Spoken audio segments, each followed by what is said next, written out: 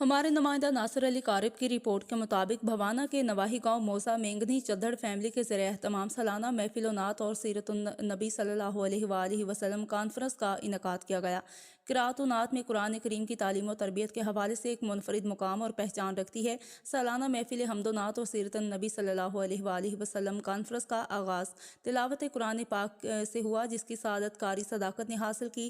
نقابت کے فرائض قاری سید محسن علی شاہ نے انجام دیے۔ کانفرنس میں مختلف سیاسی و سماجی دینی شخصیات نے بھرپور شرکت کی، جن میں چودھری ثاقب خان چدھڑ امیدوار MP PP 96، چودھری قمر آفتاب رہنما PTI رائے جاوید بھٹی، ایڈوکیٹ چودھری اکرام اللہ، ایڈوکیٹ چودھری طاہر خان، ایڈوکیٹ چودھری زبیر آفتاب و دیگر شامل تھے۔